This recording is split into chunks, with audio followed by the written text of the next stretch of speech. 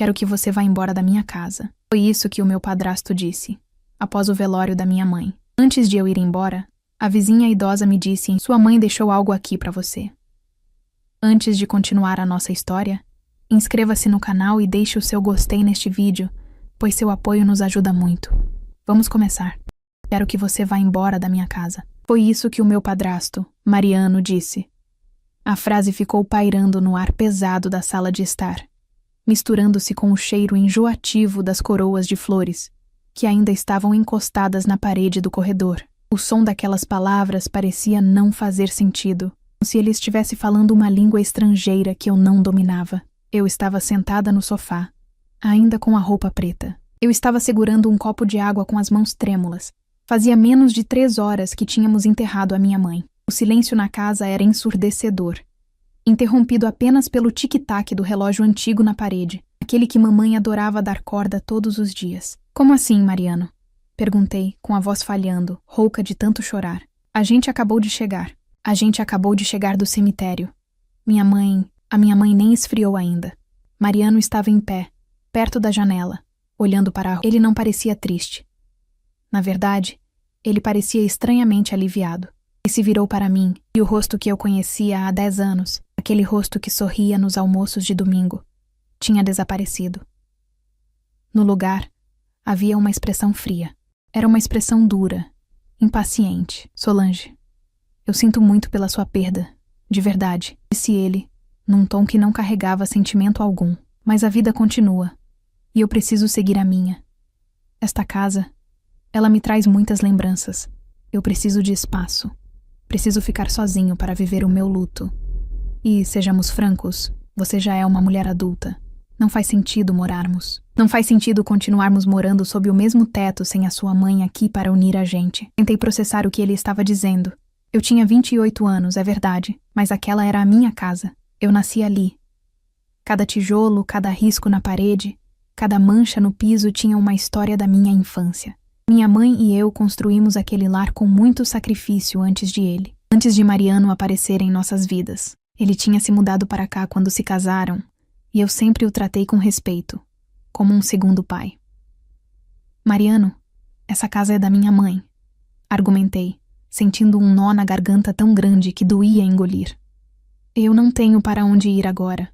Minha vida inteira está aqui. Você não pode simplesmente me pedir para sair no dia do enterro. Isso é desumano, ele suspirou, como se estivesse lidando com uma criança birrenta e não com uma enteada enlutada. Caminhou até a mesa de centro e pegou um molho de chaves. Veja bem, Solange. As coisas mudam. Sua mãe sempre confiou em mim para cuidar de tudo. A casa, as contas. Tudo estava no meu nome para facilitar a burocracia. Ela queria que eu ficasse seguro caso algo acontecesse. E agora aconteceu. Ele me olhou nos olhos, sem piscar. Eu não estou te expulsando para a Rua da Amargura. Estou te dando um aviso. Quero que você junte suas coisas e saia. Hoje. Hoje? Minha voz saiu num sussurro incrédulo. Você quer que eu faça as malas agora? É o melhor para nós dois. Ele respondeu cruzando os braços. Evita brigas. Evita constrangimentos. Você pega o essencial. Vai para a casa de uma amiga ou para um hotel. E depois a gente vê o resto das suas coisas. Mas eu quero a chave do portão antes de você sair. As lágrimas voltaram a escorrer pelo meu rosto. Mas agora não eram apenas de tristeza. Eram de choque. Eu me sentia traída. Como minha mãe pôde deixar tudo na mão dele? Ela sempre foi tão cuidadosa. Tão protetora comigo. Será que ela amava tanto o Mariano a ponto de esquecer que eu existia? Essa dúvida doía mais do que a expulsão. Levantei-me do sofá, sentindo as pernas fracas. Não tinha forças para brigar. O luto suga toda a nossa energia. E o choque da atitude de Mariano terminou de drenar o que restava. Olhei para ele uma última vez. Esperava ver algum sinal de arrependimento. Algum resquício do homem que dizia me considerar uma filha. Não vi nada. Apenas um homem ansioso para se livrar de um... Tudo bem, Mariano, disse eu, enxugando o rosto com as costas das mãos. Eu vou pegar minhas roupas. Caminhei pelo corredor como um fantasma. Entrei no meu quarto, aquele quarto onde passei noites, onde chorei minhas primeiras desilusões amorosas, onde ri com minha mãe até a barriga doer. Peguei uma mala grande em cima do guarda-roupa e comecei a jogar roupas lá dentro. Sem dobrar, sem escolher, peguei apenas o que via pela frente. O porta-retrato com a foto da minha mãe e eu na praia, no ano passado, foi a última coisa que guardei. Abracei a foto contra o peito e chorei. Permiti que um soluço escapasse. Eu estava sendo arrancada da minha própria história. 15 minutos depois, eu estava na sala novamente. Mariano estava sentado no sofá, assistindo televisão, como se fosse um dia qualquer. O volume estava baixo, mas a imagem colorida da tela contrastava com a escuridão que eu sentia por dentro. Aqui está a chave, disse, colocando o molho. Coloquei sobre o aparador perto da porta. Ele nem se virou, apenas assentiu com a cabeça e murmurou: Boa sorte, Solange. Feche o portão quando sair. Saí para a varanda, sentindo o sol da tarde queimar minha pele, uma afronta à frieza que eu sentia por dentro. O jardim da minha mãe estava florido. As rosas que ela tanto amava estavam vivas e vibrantes, alheias ao fato. Alheias ao fato de que as mãos que cuidavam delas não existiam mais. Arrastei a mala pelo caminho de pedras até o portão.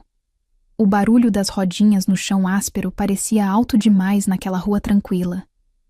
Abri o portão de ferro e dei um passo para a calçada, sentindo-me a pessoa mais solitária do mundo.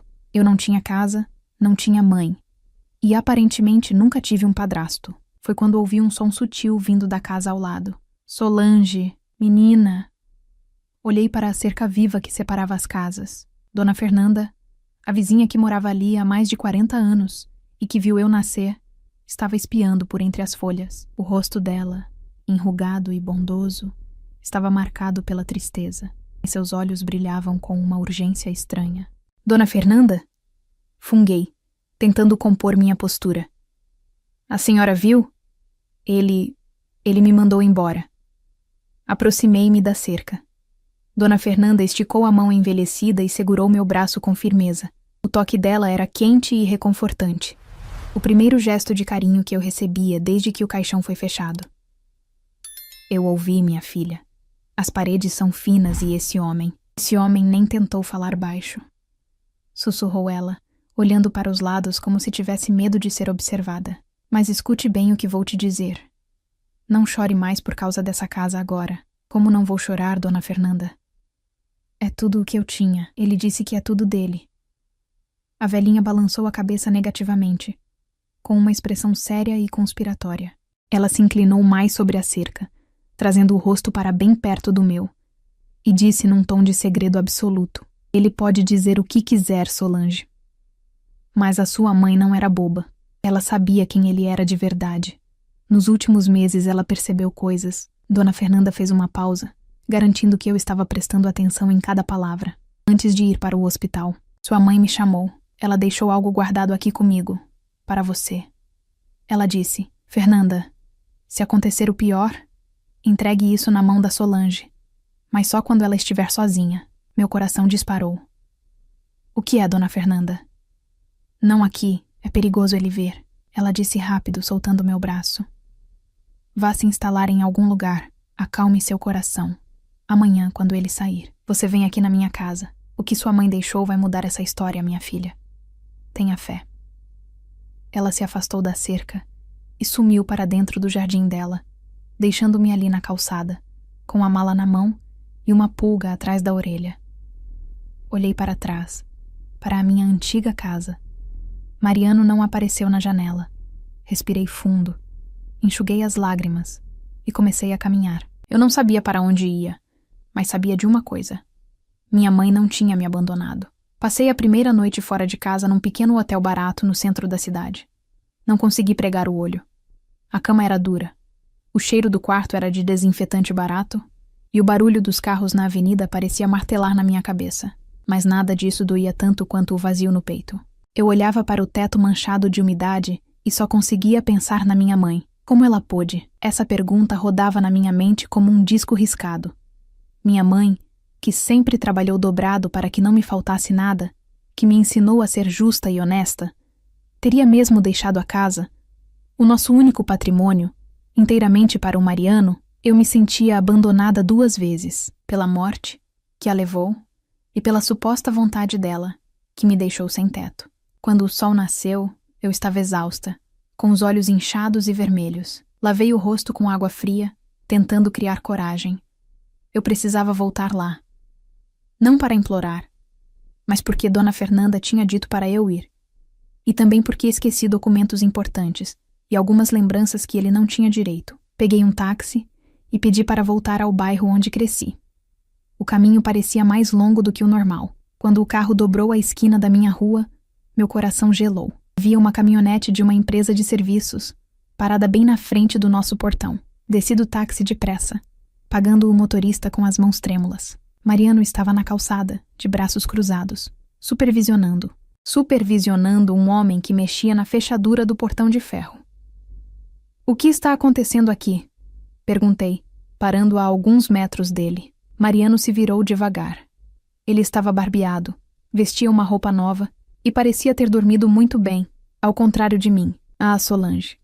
Bom dia", disse ele, com aquele tom de voz calmo que agora me dava arrepios. "Estou trocando as fechaduras. Medida de segurança. Sabe como é?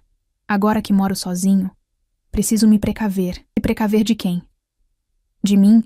Minha voz subiu um tom, misturando raiva e incredulidade. "Mariano, eu morei aqui a minha vida toda. Você está trocando o segredo do portão menos de 24 horas depois de me expulsar? A casa é minha, Solange. Eu faço o que achar necessário para o meu bem-estar." Ele respondeu friamente, sem me olhar nos olhos, voltando a atenção para o chaveiro. "Aliás, o que você veio fazer aqui? Achei que tínhamos nos entendido ontem. Eu vim buscar meus documentos, minha certidão de nascimento, meus diplomas, coisas que ficaram no escritório. E também quero pegar o resto das fotos da minha mãe. Você não tem direito de ficar com as memórias dela." Mariano suspirou, demonstrando impaciência. Ele tirou uma carteira de cigarros do bolso, acendeu um e soltou a fumaça para o alto, como se eu fosse um inseto incomodando o seu momento de paz. "Escuta aqui", ele disse, dando um passo na minha direção, invadindo meu espaço pessoal. "Eu não quero você entrando e saindo dessa casa.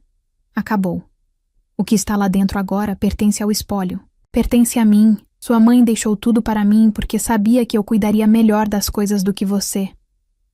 "Isso é mentira", gritei, sentindo as lágrimas voltarem. "Minha mãe me amava. Ela nunca me deixaria desamparada desse jeito. Você fez a cabeça dela."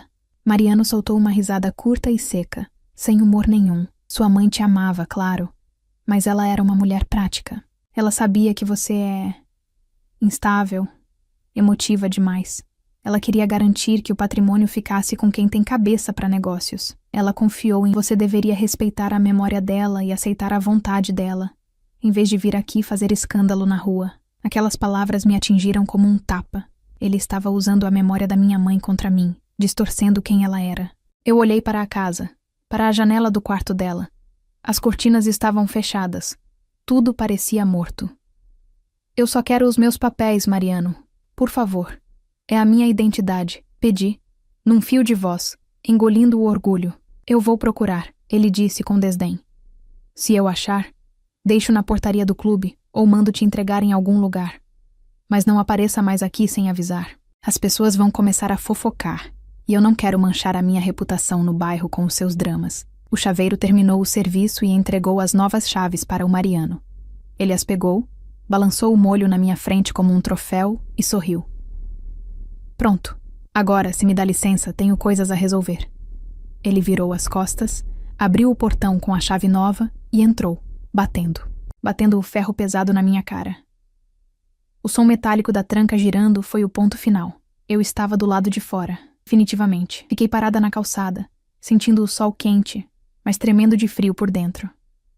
A sensação de injustiça era física, um peso no estômago que me dava náuseas. Eu me sentia pequena, incapaz, uma intrusa na frente do lugar onde dei meus primeiros passos. Foi então que percebi um movimento discreto à minha esquerda. Olhei para a casa vizinha. Dona Fernanda estava na varanda dela, regando suas samambaias. Ela não olhou diretamente para mim enquanto Mariano estava por perto, mas agora que ele tinha entrado, ela levantou a cabeça. Nossos olhares se cruzaram. Eu esperava ver pena no rosto dela, mas não foi isso que vi. Vi determinação. Ela fez um gesto sutil com a cabeça, indicando que eu deveria esperar na esquina, longe da visão do portão da minha antiga casa. Limpei o rosto com a manga da blusa. A humilhação de Mariano doía, ardia como fogo, mas a promessa de Dona Fernanda era a única coisa que me mantinha em pé. Ele podia ter trocado as fechaduras e ficado com os móveis, mas ele não sabia que a verdadeira dona daquela história não estava sozinha. Caminhei devagar até a esquina, fingindo que estava indo embora para o ponto de ônibus. Meu corpo estava pesado, derrotado, mas lá no fundo, uma pequena chama de esperança começava a querer acender. Mariano achava que tinha vencido porque eu era frágil. Ele estava prestes a descobrir que a fragilidade de uma filha que perde a mãe. A fragilidade pode se transformar em algo muito perigoso quando a verdade vem à tona. Esperei atrás de uma árvore grande na esquina, observando a rua. Minutos depois, vi o portão da Dona Fernanda se abrir devagar. A vizinha olhou para os dois lados da rua, conferindo se Mariano não estava espiando, e acenou para mim. Respirei fundo. Era hora de saber o que minha mãe tinha deixado. Era hora de entender por que eu estava passando por aquilo. Atravessei a rua e entrei no quintal de Dona Fernanda, sentindo que minha vida estava prestes a mudar mais uma vez. A casa de Dona Fernanda era exatamente como eu me lembrava da minha infância. Cheirava a bolo de fubá e café fresco. Um abraço quente em forma de lar. Assim que entrei, ela trancou a porta rapidamente, fechou as cortinas da sala, garantindo que ninguém da rua pudesse nos ver. "Sente-se, menina", disse ela, apontando para a poltrona de veludo. "Você está pálida. Vou pegar uma água com açúcar." "Eu não quero água, Dona Fernanda", respondi, sentando na ponta da poltrona, minhas mãos inquietas no colo. "Eu preciso saber. O que minha mãe deixou? Por que tanto mistério?" A senhora suspirou e sentou-se à minha frente. Ela segurava uma pasta de plástico azul, antiga e gasta. O olhar dela era de pura compaixão. "Solange, sua mãe te amava mais do que tudo nessa vida, mas nos últimos meses, quando a doença apertou, ela começou a ver coisas que você, na sua inocência e bondade, não via, ou preferia não ver." "Coisas sobre o Mariano?" perguntei. "Sim." Mariano começou a mudar. Ele estava impaciente, perguntava demais sobre escrituras, sobre contas bancárias, sobre o que aconteceria depois. Sua mãe percebeu a ganância nos olhos dele. Ela me disse uma vez: "Fernanda, ele está contando os dias para eu partir, não por saudade, mas para ficar com o que é meu." Senti um aperto no peito. Ouvir aquilo doía, mas ao mesmo tempo, as peças começaram a se encaixar. A pressa dele em me expulsar, a troca das fechaduras, tudo fazia sentido. Ela teve medo, Solange. Medo de deixar você nas mãos dele. Ela sabia que ele tentaria te passar para trás. Por isso ela fez isso aqui. Dona Fernanda abriu a pasta azul e tirou um envelope pardo, lacrado. Estava escrito "Para Solange", com a letra trêmula. Meus olhos se encheram de lágrimas instantaneamente. Peguei o envelope como se fosse feito de cristal. "Abra", incentivou a vizinha. Rasguei o papel com cuidado. Dentro havia 2 documentos. O primeiro era uma carta, escrita à mão. O segundo parecia um documento oficial, com carimbos de cartório. Comecei pela carta. "Minha querida filha, você está lendo isso? É porque eu já parti. Sinto muito por não ter tido coragem de te falar tudo isso pessoalmente, mas eu não queria estragar nossos últimos dias com brigas e advogados. Eu sei que você vê bondade em todo mundo, mas eu preciso proteger você do lobo que mora na nossa casa. A casa não é dele, Solange. Nunca foi. Comprei esse terreno com o dinheiro do seguro do seu pai. Construí cada parede antes de conhecer ele. Ele sempre soube disso. Mas eu sei que a ambição fala alto. Por isso deixei este testamento atualizado e registrado. Ele anula qualquer procuração antiga que o Mariano possa ter. A casa é sua. Somente sua. Não deixe ele tirar o seu teto. Seja forte, minha menina. Eu estarei sempre olhando por você. Com amor, mamãe." Terminei de ler soluçando, mas não era um choro de desespero. Era um choro de alívio. Minha mãe não tinha me abandonado. Pelo contrário, ela tinha sido mais esperta do que todos nós. Ela tinha me protegido até depois do fim. Limpei as lágrimas e peguei o segundo documento. Era um testamento público, registrado em cartório há apenas 3 meses. Li as cláusulas principais, mesmo sem entender muito de direito. estava claro ali. O imóvel era bem particular da minha mãe, adquirido antes da união com Mariano. O regime de casamento deles era a separação total de bens. Ele não tinha direito a nenhum tijolo daquela casa. E mais importante, ela deixava a posse e a propriedade 100% para mim. Ele mentiu. Sussurrei, sentindo uma onda de calor subir pelo meu corpo. Ele sabia. O tempo todo ele sabia que não tinha direito a nada. Sabia, confirmou Dona Fernanda. Por isso ele te expulsou tão rápido, Solange. Ele queria criar uma situação consumada. Ele apostou que você ficaria de luto, frágil, que iria embora e deixaria ele lá dentro. Ele achou que você não teria forças para lutar. Se passasse muito tempo, ele poderia tentar alegar usucapião ou inventar mentiras na justiça. Ele queria ganhar no grito. Apertei o papel na minha mão. A imagem do Mariano sorrindo com as chaves novas, me humilhando na calçada, voltou à minha mente. Mas agora aquela imagem não me causava medo. Causava nojo. E raiva. Muita raiva. Ele me disse que minha mãe me achava instável.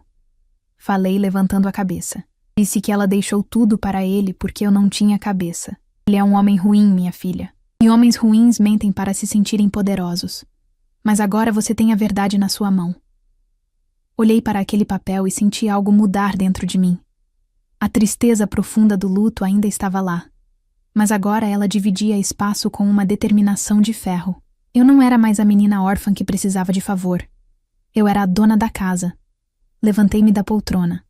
Minhas pernas não tremiam mais. Dona Fernanda, a senhora conhece algum advogado de confiança? Perguntei, com a voz firme. A vizinha sorriu, um sorriso orgulhoso. Conheço sim. O Dr. Cláudio, filho da Marisa aqui da rua de baixo. Ele é honesto e detesta a injustiça. Vamos ligar para ele agora mesmo. Enquanto Dona Fernanda buscava na agenda telefônica perto do telefone fixo, eu fui até a janela e espiei pela fresta. Vi a minha casa do outro lado da cerca. O carro do Mariano ainda estava lá. Ele devia estar lá dentro, mexendo nas coisas da minha mãe, se sentindo o rei do mundo, achando que tinha se livrado de mim. Ele não perdia por esperar.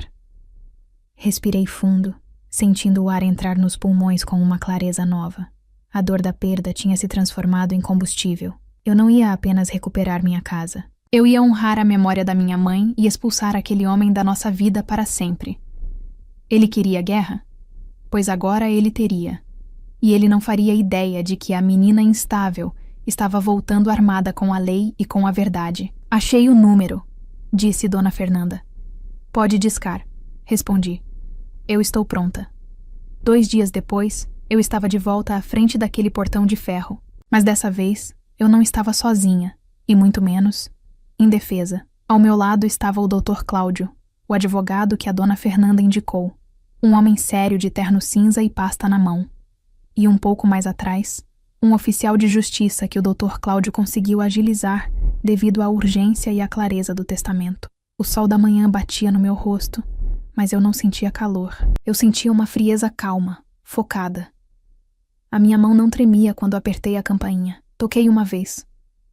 Longa, insistente. Demorou alguns minutos até que Mariano aparecesse na porta da sala. Ele veio caminhando pelo jardim com passos lentos, segurando uma xícara de café, com aquela postura de dono do mundo que ele tinha adotado desde o enterro, quando ele viu quem estava no portão. O sorriso de deboche apareceu no canto da boca. Ele caminhou até a grade, mas não abriu. Solange, eu não disse que não queria você aqui? Ele falou alto, ignorando os 2 homens ao meu lado. E trouxe plateia?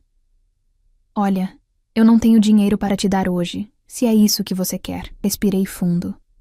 Olhei para ele através das grades, lembrando de cada palavra humilhante que ele me disse. Abra o portão, Mariano, disse eu, com a voz firme, sem gritar. Não vou abrir nada.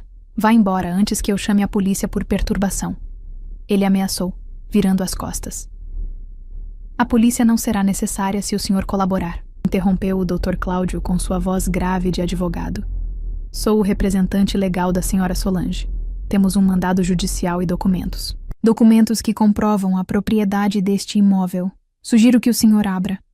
Ou teremos que chamar um chaveiro e a polícia para cumprir a ordem de reintegração de posse. Mariano parou no meio do caminho. Ele se virou devagar e eu pude ver a cor sumindo do rosto dele. A xícara na mão dele tremeu ligeiramente. Do que vocês estão falando? Essa casa é minha. Minha esposa deixou. Minha esposa deixou para mim. Sua esposa deixou um testamento registrado, Sr. Mariano. Respondi eu, sustentando o olhar dele. Um testamento que anula qualquer conversa, qualquer mentira que você tenha contado. A casa é minha. Sempre foi.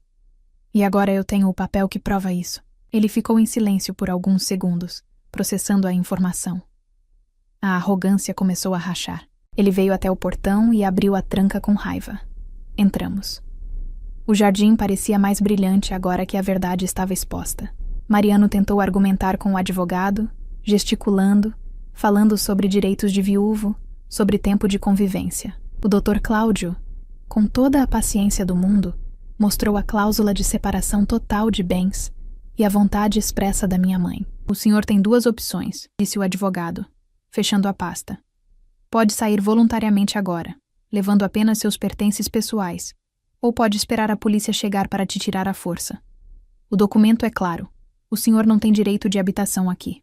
Mariano olhou para o advogado, depois olhou para o oficial de justiça e finalmente olhou para mim. Ele procurou algum traço. Ele procurou algum traço de dúvida no meu rosto, alguma brecha para manipular, como sempre fazia. Ele tentou suavizar a expressão, voltando a usar aquele tom de voz manso e falso. Solange, minha querida, nós somos família.